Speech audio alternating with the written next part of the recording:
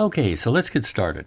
So the first thing I'd like to do before I start a new project is go ahead and do a reset on Modo, or actually go up to the tab here and double click on the tab, and that's going to kind of restore my UI to the baseline version. That's in case I have anything left over from a previous project or a previous scene that I don't want carried over into this new scene.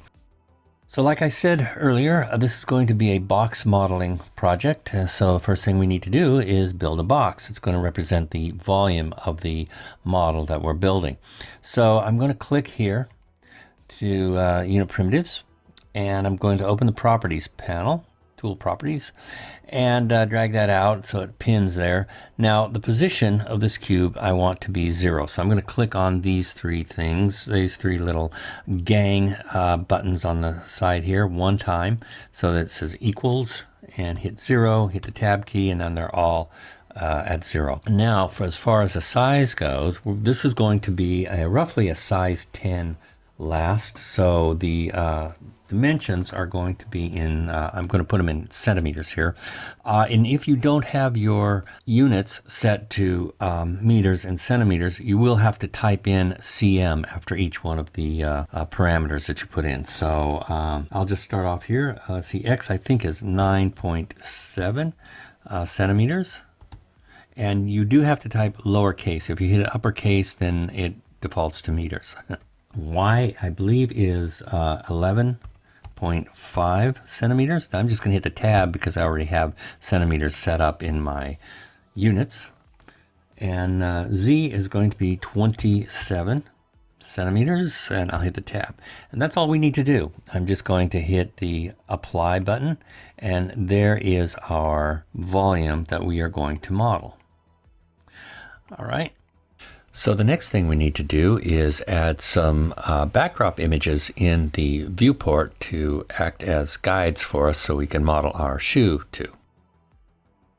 As you probably already know by now, I've prepared the backdrop images for you. So I'm just going to click on this bar right at the top to expose these buttons. We're just going to move to the right to click on that button right there to open up the Clips browser panel. Now I'll just go up to the little drop-down panel at the top, click on that, and go to Load Image. And it's going to bring up a requester for me. Now the first thing I'm going to do is load in this last side view here. And now I'm going to go up to the Scenes panel, the little drop-down arrow right there, and go to Add Backdrop Item. Now, by default, the backdrop item that it adds is always a meter square, and it's projected from the front. And in our case, we want it to project from the side, and it'll be the right side for us. And we add an image to that by just clicking on that little button, and it brings up the file browser. And there we go. Now, as you can see, Modo has resized the backdrop item to fit the image because it assumes that the image size is 1 centimeter per pixel.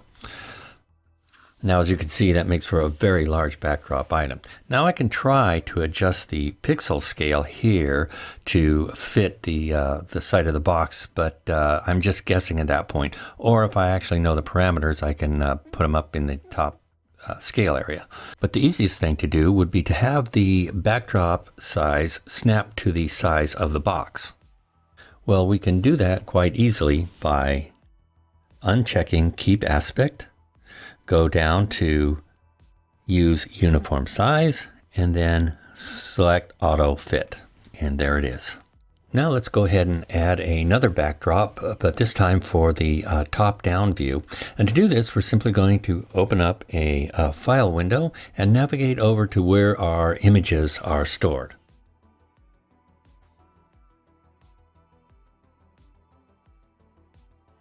And then just grab an image and just drag it and drop it on top of the viewport. And there you go. We've automatically created a backdrop item.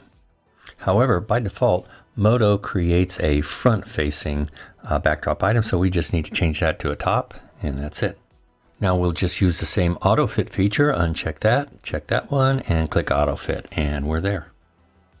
As you can see, there's a slight discrepancy in the direction that the top image is facing, but that's an easy fix. But before we do that, let's just go ahead and add one more image for our backdrop items. And this time I'm going to use the front view and select that. And now go to add a new backdrop item. Now just click on the images button there and select the front view, and we're done. Go ahead and use the auto sizing feature as we did before. And there we go. Now, since the front and the top images are facing the correct direction, I'm just going to flip the side image. So all we have to do is go down to these projection parameters and just click on flip, and that's all you have to do. Now, as you can see, Modo gives you a lot of controls over the viewability of a less than ideal backdrop image. For example, we can invert the image. We can blend it if it needs to be a little more anti-aliased around the edges, around fine lines and such. We can also adjust the contrast. We can increase the contrast, decrease the contrast as needed. Just use those sliders or input a number. We can also decrease or increase the brightness if you want to view your image as a silhouette. Now that we have all our backdrop items in place and our images attached to them, we want to be sure we name them correctly because it's very, very confusing to have everything called backdrop item and not know what's what. Now I'm just going to do a little housekeeping here and move the camera to the top of the item list, and I'm going to shift select all of my backdrop items and hit Control G. And that's going to group them into a folder. And we want to be sure and name that folder before we forget.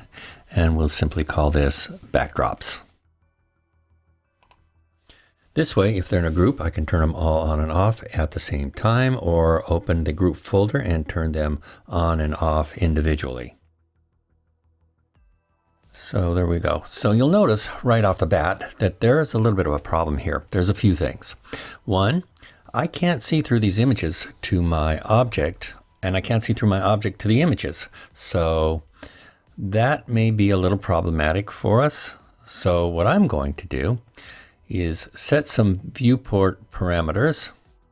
So let me close the Clips Images panel, and I'll clip on that little cog to bring up the viewport properties, or you can hit the O key. It'll do the same thing.